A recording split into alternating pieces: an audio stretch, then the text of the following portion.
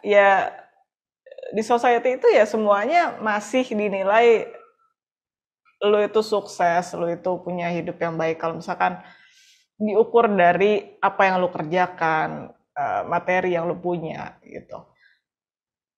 Jadi kadang-kadang kalau lu melihat let's say monk gitu ya, yang berada di antah berantah dan dia bermeditasi sepanjang harinya gitu, serve other people, apakah dia miskin?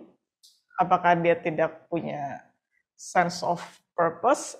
Ya kan? Padahal mungkin itu dia adalah salah satu orang terkaya di dunia ini gitu kan. Tergantung lu Yes, mau pakai parameternya itu apa, dan sayangnya di society itu ya correct. parameternya masih ya itu uang dan status gitu. Yes, Jadi berenang di arus itu tuh ya memang sangatlah sulit, dan seringkali gue juga tergoyahkan gitu ya sama dan mempertanyakan juga kayak lu gitu. Ini gue udah umur segini, masa gue punya cuma segini-segini aja gitu kan. Maksudnya gue bisa punya lebih atau apa gitu. Nah, ya itu sih emang emang sulit sih baik karena kesana jadi ya itu ikan salmon yang berenang melawan arus gitu. yes, yes.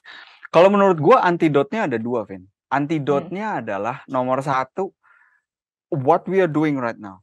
Like, lo menceritakan hidup lo, gue menceritakan hidup gua, dan kita berbicara lebih dalam daripada apa yang bisa lo lihat dari mata, ya kan?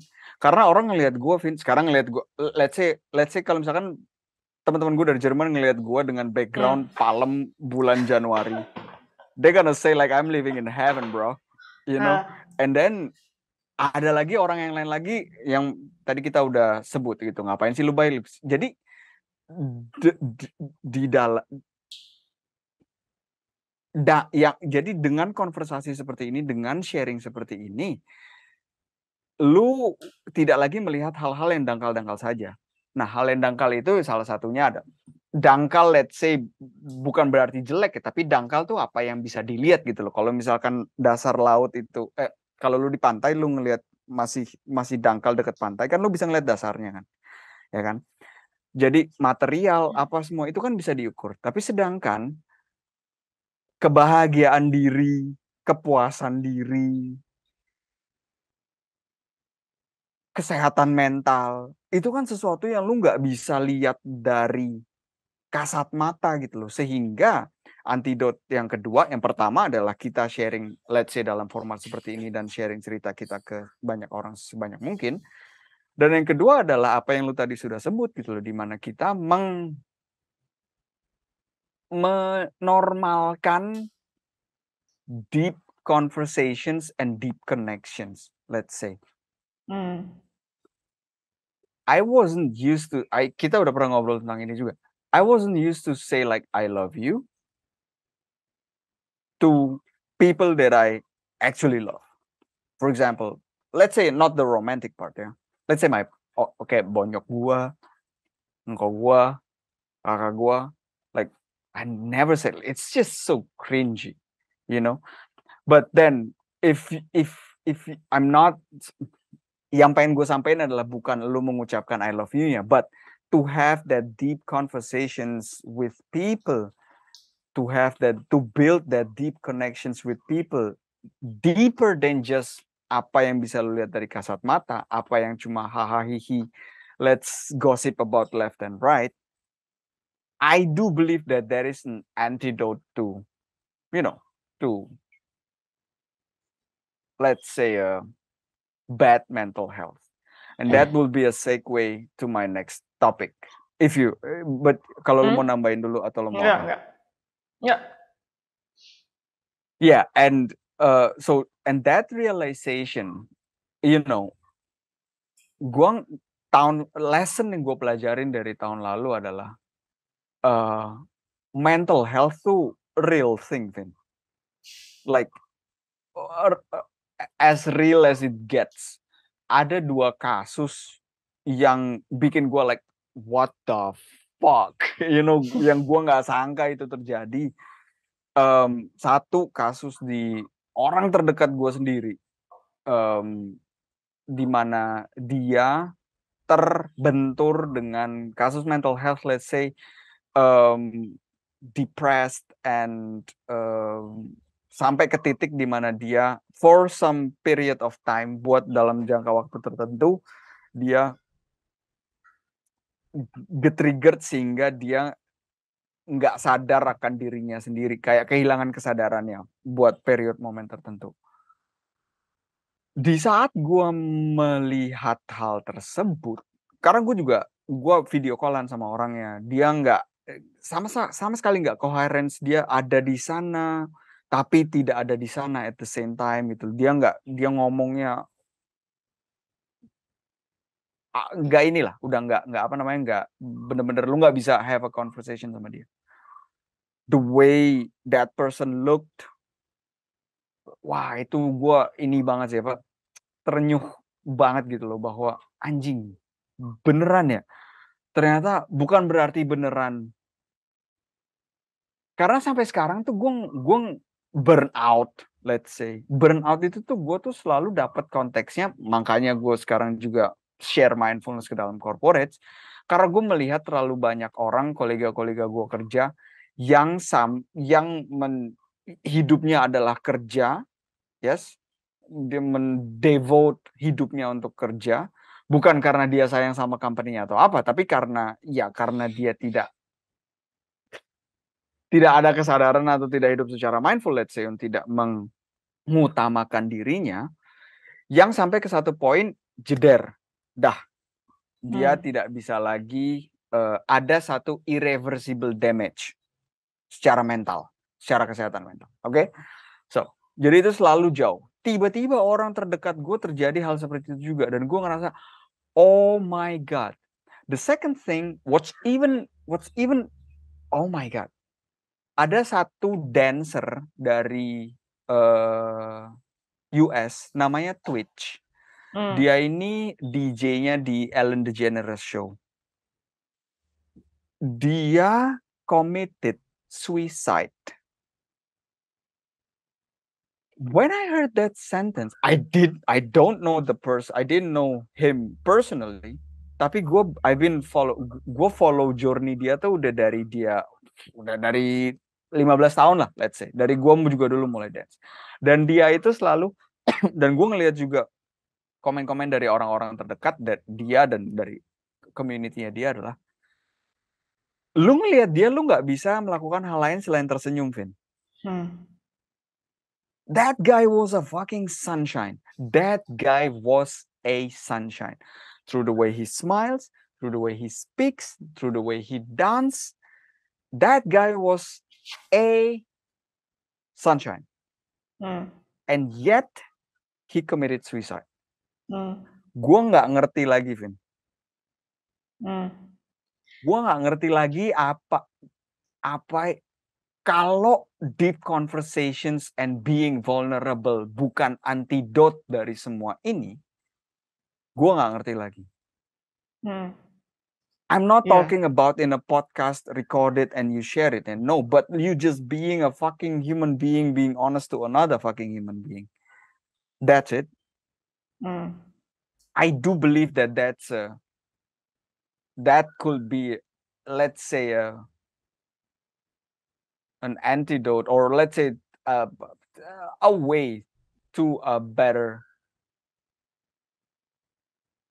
health, well-being, mental health situation. Ya itu kayaknya yang peristiwa Twitch itu eye-opening buat banyak orang sih. Karena ya kadang fame itu bisa,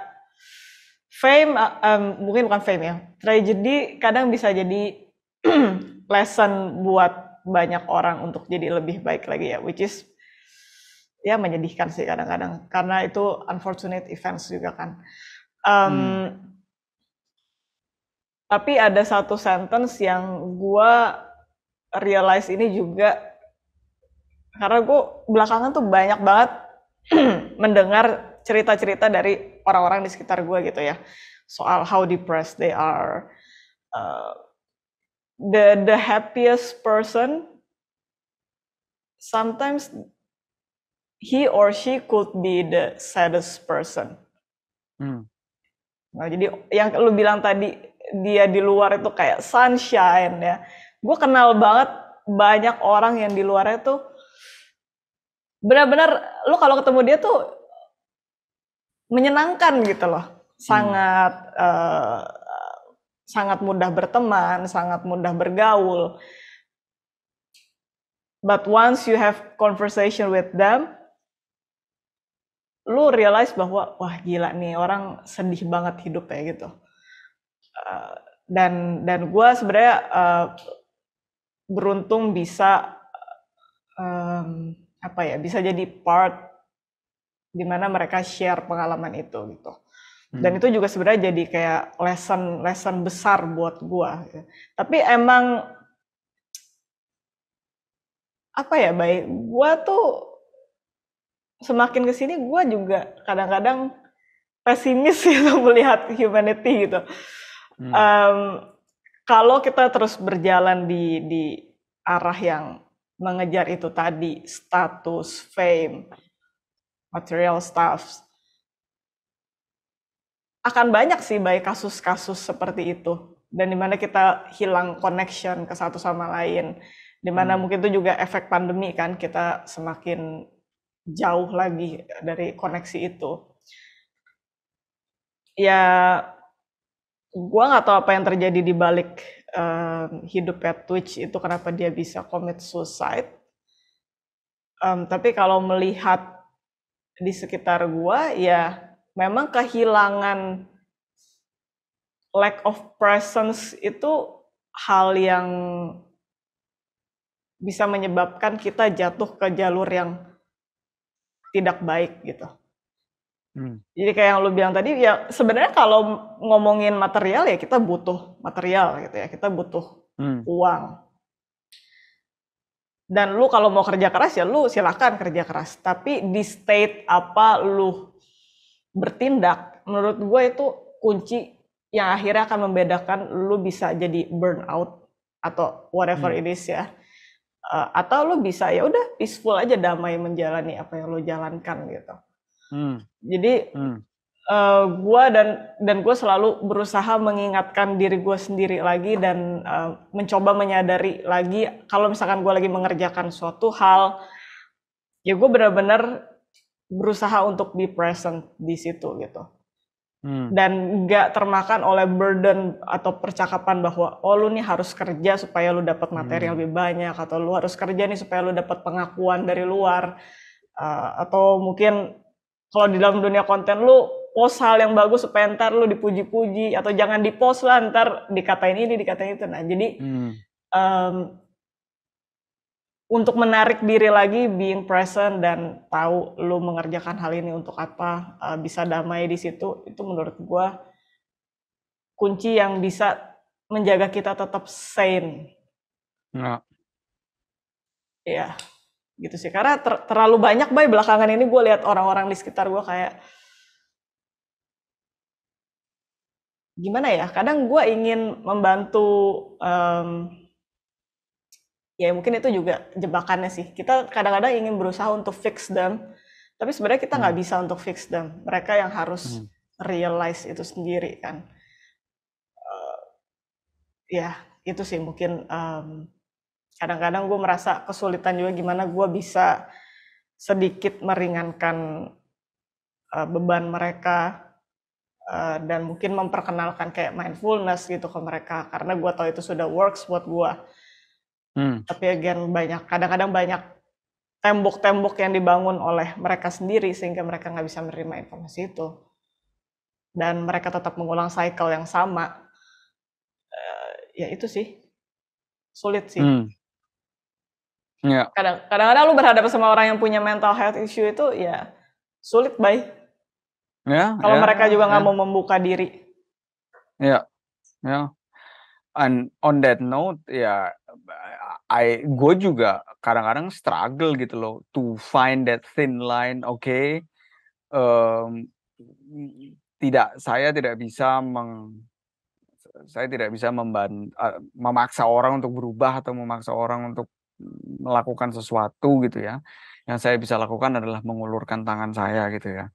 Nah, cuma thin line-nya tuh mana gitu loh. Apakah gua ngulurin tangan gua doang atau gua ngulurin tangan sambil gua jebret kaosnya terus gue tarik keluar gitu kan mengulurkan tangan juga kan gitu kan. Cuma gue nggak tahu juga gitu loh, kadang-kadang tuh line-nya di mana. Kalau saat ini gue saat ini let's say 80% of the time yang gue lakukan adalah over, bener-bener over secara verbal gitu loh. Gue ngelihat posisi lu ini, gue mengobservasi lu melakukan A, B, C, D. If that will be okay for you, gue ada alternatif yang gue udah jalanin di hidup gue, E, F, G, H. Bukan atau. Dan salah satu jalan ninja saya yang saya pilih, yaitu adalah untuk berusaha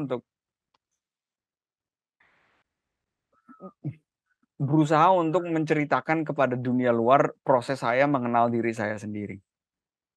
Itu, Vin. Karena balik lagi, empati lu bisa memiliki empati keluar karena lu bisa membayangkan diri lu ada di posisi tersebut tanpa lu ikutan suffer, ya kan. Nah, berarti itu apa? Dan let's say untuk poin terakhir mungkin ya.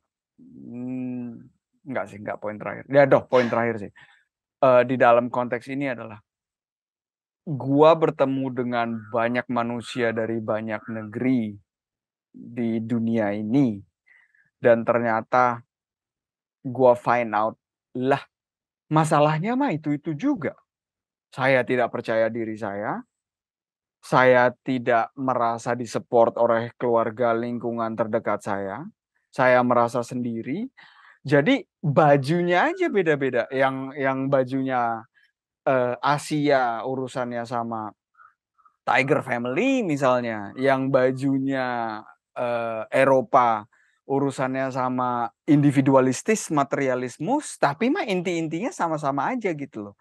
Nah, berarti kalau intinya itu mirip kita semua sebagai manusia, dan gua bener-bener put effort and time in understanding myself, having conversations with myself. So what if gua menceritakan proses gua untuk mengenal diri gua sendiri kepada dunia luar, sehingga mungkin itu bisa membantu orang, anjing, dia bisa nyantol sama cerita gue di bagian-bagian tertentunya gitu. Atau nggak usah nyantol sama cerita gue. Oh, ini pertanyaan-pertanyaan yang nih orang tanyain ke dirinya sendiri. What if gue tanya pertanyaan ini ke diri gue juga? That will be so awesome, man. Gue merinding. But yeah, that's again. Yeah. Did I just share my vision with you? Anyway. Ya. Ya begitulah, Bay.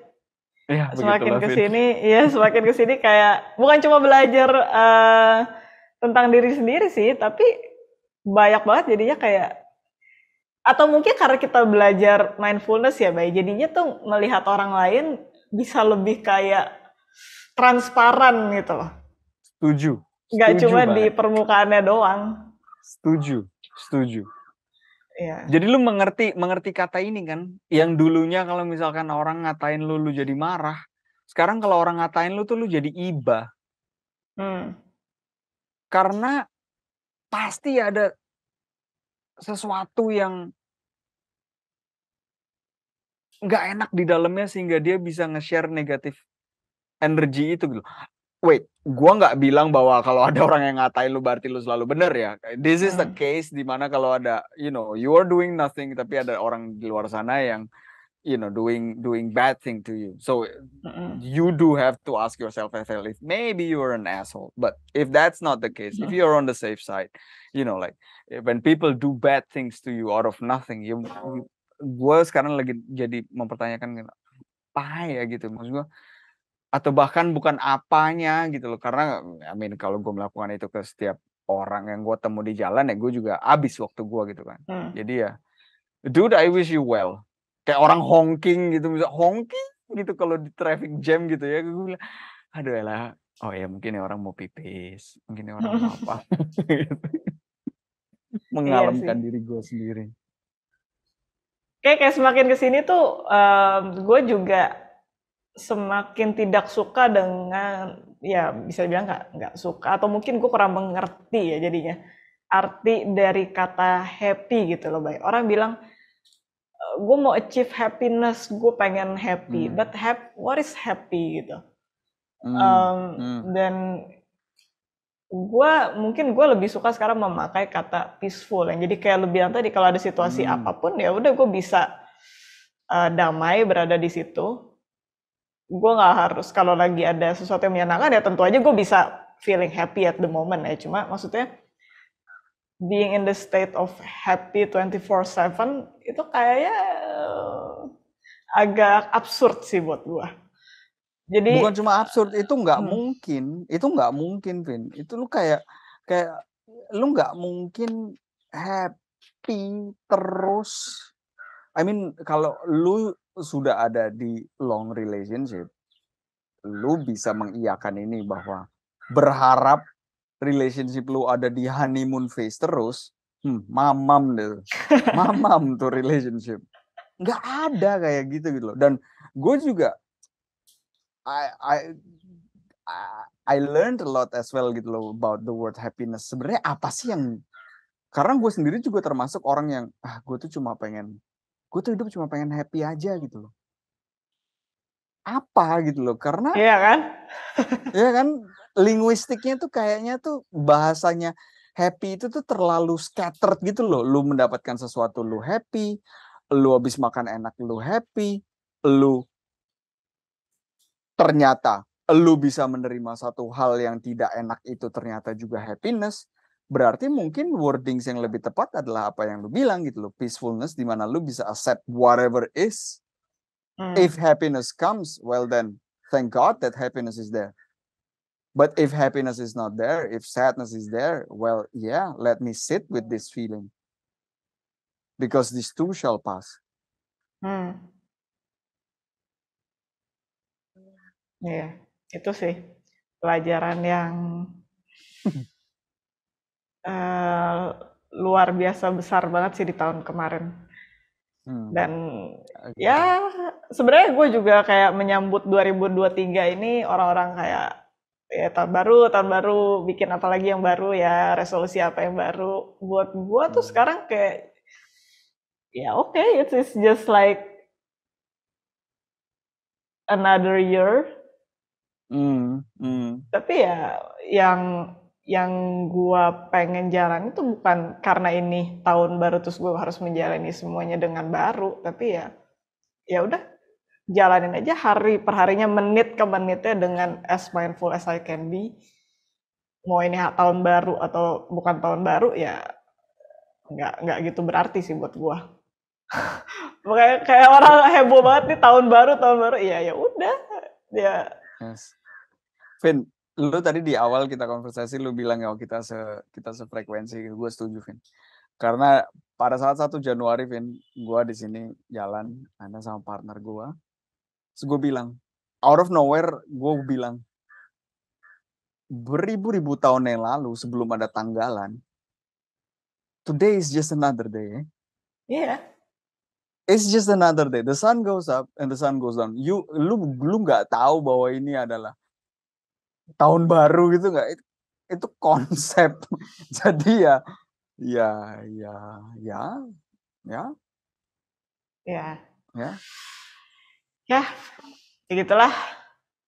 Begitulah I think perbincangan kita hari ini. sebelum Vin, ada satu thought lagi Vin yang gue pengen share dulu Vin sebelum kita mengakhiri ini. Di mana lu bilang reminder dari Sadhguru bahwa tidak ada yang kita kejar. Sebenarnya itu nggak ada yang dikejar. Itu gue setuju banget Vin. And at the same time kita sebagai manusia yang hidup di society, yang kita lagi ngebangun sesuatu yang di mana terkadang pressure buatan yang kita buat dalam bentuk jangka waktu. Oh, gue pengen achieve ini, gue pengen melakukan hal ini dalam jangka waktu sekian gitu. Itu bisa membantu kita untuk maju dan tidak berprokrastinasi. Tapi hal yang penting di sini buat gue adalah, ini basically gue ngomong ke diri gue sendiri, reminder buat gue sendiri. Hal terpenting adalah di mana lo sadar bahwa di saat lo sekarang lagi ngerasa lo mengejar sesuatu, itu game yang lo buat sendiri lo.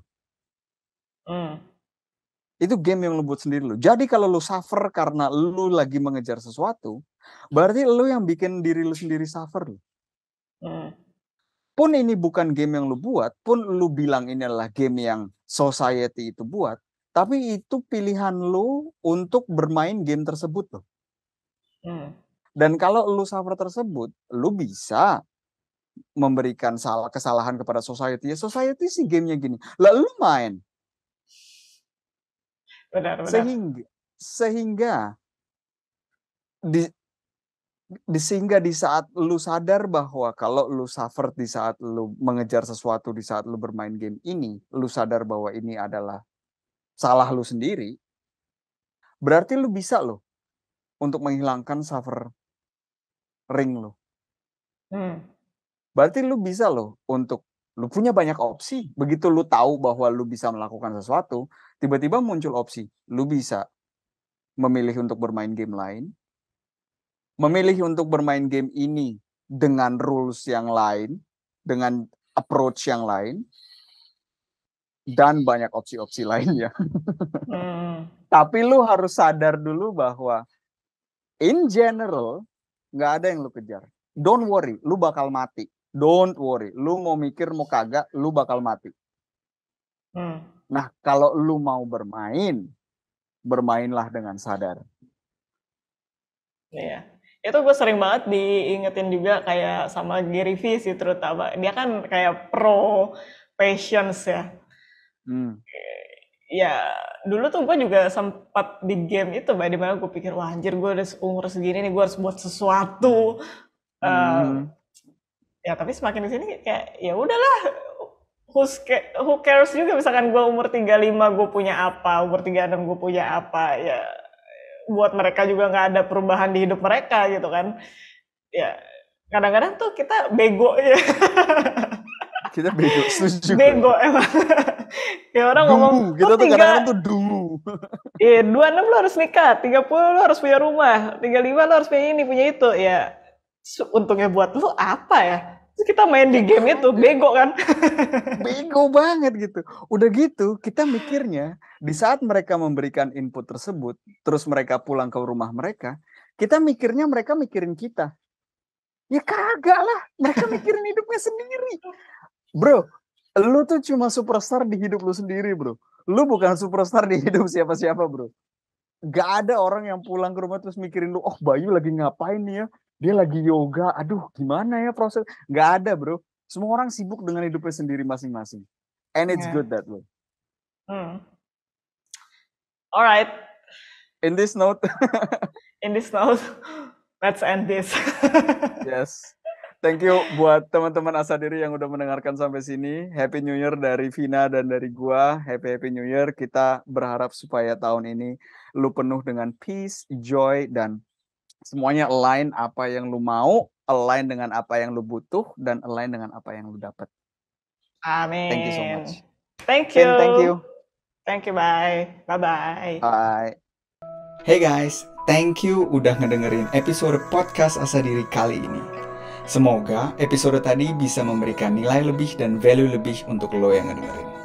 Kalau lo pengen support kita, bisa dengan follow Instagram kita di @asahdiri.ind, subscribe YouTube channel kita di Asahdiri, dan juga bisa taruh review di Apple Podcast. Ingat juga untuk share ke teman-teman kalian dan terus asah diri. Karena berlian tidak bersinar dengan sendirinya. Sampai ketemu di episode selanjutnya.